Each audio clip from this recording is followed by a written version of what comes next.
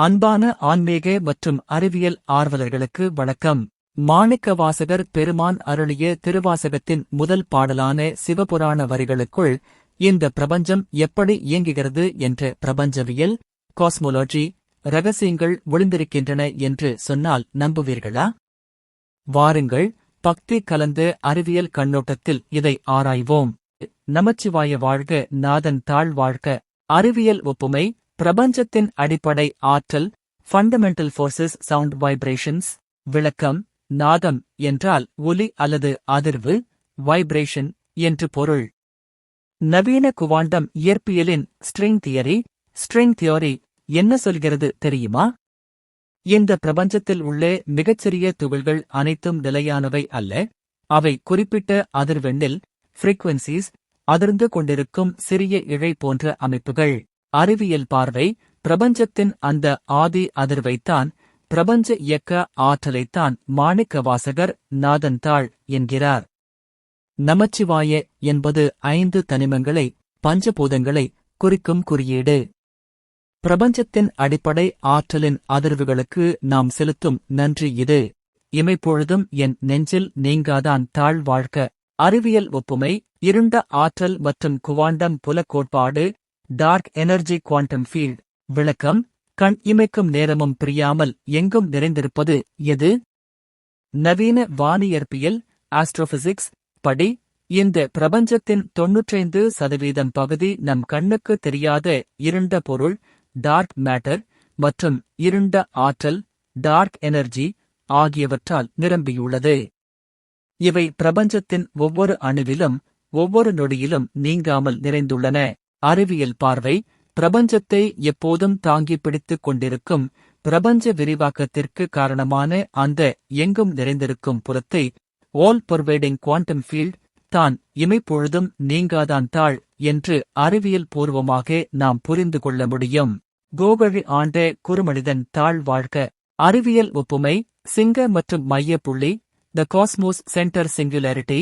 விளக்கம்: கோகழி என்பது ஆன்மீக ரீதியாக ஒரு தலத்தை குறிப்பதாக இருந்தாலும், தத்துவ ரீதியாக கோ என்றால் ஆன்மா அல்லது ஒளி, கழி என்றால் நீங்குதல் அல்லது ஒடுங்குதல்.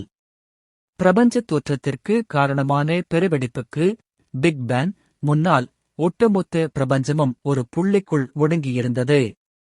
இதை அறிவியல் சிங்குலாரிட்டி என்கிறது.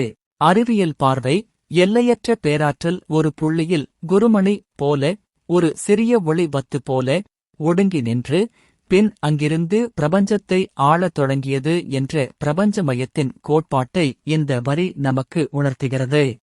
ஆகமம் ஆகி நின்று அன்னிப்பான் தாழ் வாழ்க. அறிவியல் ஒப்புமை: இயற்கை விதிகள் மற்றும் மனித பரிணாமம், laws of nature anthropic principle.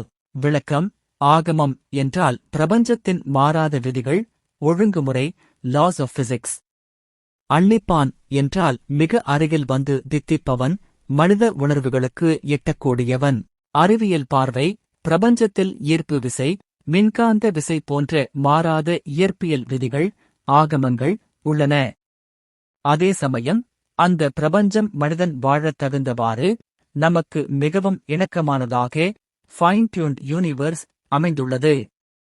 பிரபஞ்சத்தின் அந்த பிரம்மாண்ட விதிகள் நமக்குள்ளும் உயிராக நின்று தித்திக்கிறது என்ற உயிரியல் மற்றும் இயற்பியல் உண்மையை இது காட்டுகிறது. ஏகன் அநேகன் இறைவன் அடிவாழ்க.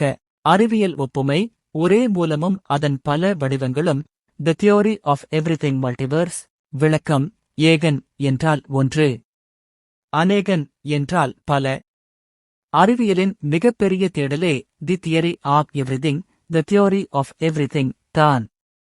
அதாவது பிரபஞ்சத்தின் வெவ்வேறு சக்திகளை, ஈர்ப்பு விசை, அணுவிசை ஒரே ஒரு விதியின் கீழ் கொண்டு வருவது. அறிவியல் பார்வை: பெருவெடிப்பின் போது பிரபஞ்சம் ஒன்றாக, ஏகன் இருந்தது. இன்று அது கோடிக்கணக்கான நட்சத்திரங்களாகவும், கிரகங்களாகவும், உயிரினங்களாகவும் பலவாக, அநேகன் பிரிந்து நிற்கிறது. மூலத்தில் அனைத்தும் ஒன்றுதான்.